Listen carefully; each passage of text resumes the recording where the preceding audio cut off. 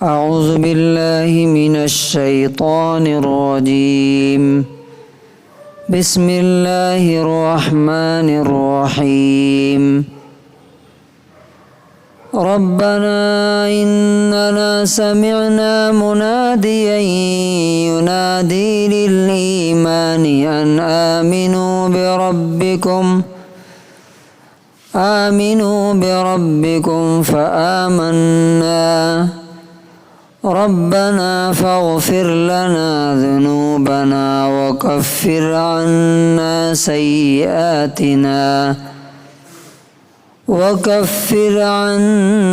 سيئاتنا وتوفنا مع الأبرار۔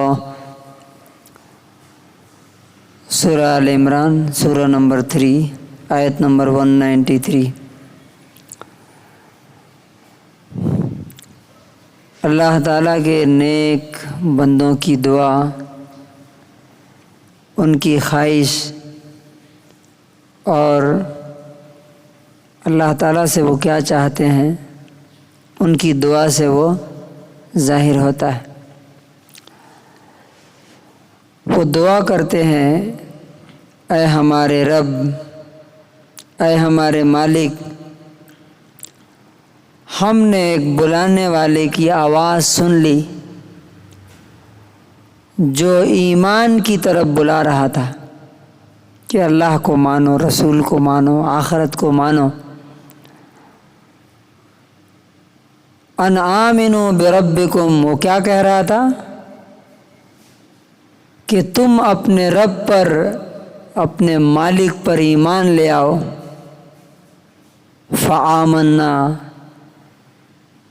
ہم نے اس کی بات مان کر کے ایمان قبول کر لیا، آپ پر یقین کر لیا۔ تو اب کیا کیجئے؟ ربنا، اے ہمارے رب، فاغفر لنا ذنوبنا، ہمارے گناہوں کو معاف کر دیجئے۔ وکفر عنا سیئاتنا، ہماری برائیوں کو ہم سے دور کر دیجئے۔ وتوفنا مع الابرار، اور ہمیں نیک لوگوں کے ساتھ موت دیجئے۔ Our Lord, indeed we have heard a caller calling to the faith, saying, believe in your Lord, and we have believed. Our Lord, forgive our sins and remove from us our misdeeds, and make us die with the truly pious۔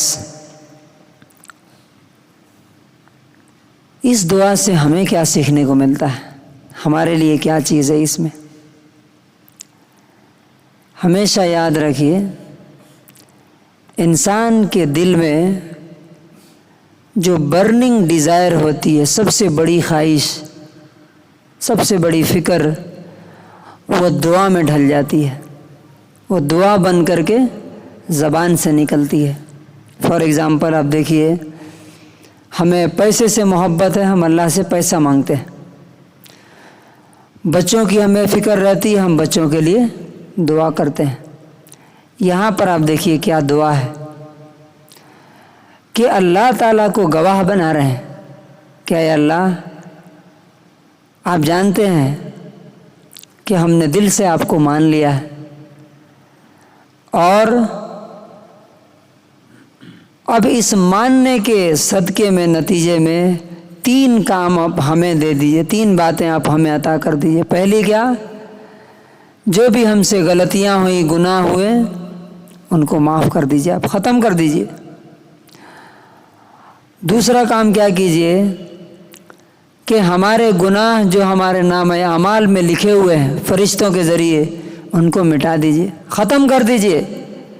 اور اتنا ہی نہیں، بلکہ ان گناہوں کو نیکیوں میں convert کر دیجئے، اچھے اعمال میں کنورٹ کر دیجئے، تاکہ قیامت کے دن ہمیں شرمندگی نہ ہو۔ اور آخری کیا ہے؟ فائنلی، کہ دنیا میں بھی ہم نیک لوگوں کے ساتھ ہیں، آخرت میں بھی ہمیں نیک لوگوں کے ساتھ اٹھائیے۔ یہ ہے ان لوگوں کی خواہش جن کو اللہ تعالیٰ کہتا ہے کہ واقعی وہ عقل مند ہیں، چالاک ہیں، اور ان کے پاس وزڈم ہے، سمجھ ہے، سوجھ بوجھ ہے۔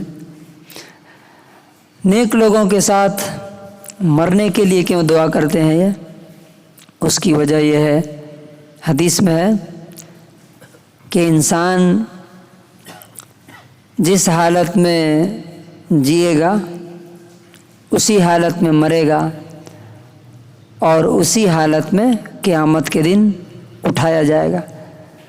تو وہ دعا کرتے ہیں کہ جس طرح دنیا میں بھی ہم نیک اچھے لوگوں کے ساتھ ہم رہتے ہیں، نیک لوگوں کے ساتھ رہتے ہیں، ہماری موت بھی نیک لوگوں کے ساتھ دیجیے، اور قیامت کے دن بھی انہی لوگوں کے ساتھ اٹھائیے۔ اور ظاہر بات ہے کہ جب انسان نیک لوگوں کے ساتھ اٹھے گا تو انہی کے ساتھ رہے گا۔ اور نیک لوگ کہاں جائیں گے؟ اللہ نے سورہ انفطار میں کہا ان الابرار لفی نعیم، بے شک نیک اور اچھے لوگ ہمیشہ ہمیش کی نعمت، جنت میں نعمت بھری جگہ میں ہوں۔ تو اللہ تعالیٰ سے دعا ہے کہ اللہ تعالیٰ ہمیں بھی یہ دعا کے مطابق اپنی زندگی بنانے کی توفیق نصیب فرمائے، اور اس طرح کی دعا ہمیں بھی مانگنے کی توفیق عطا فرمائے۔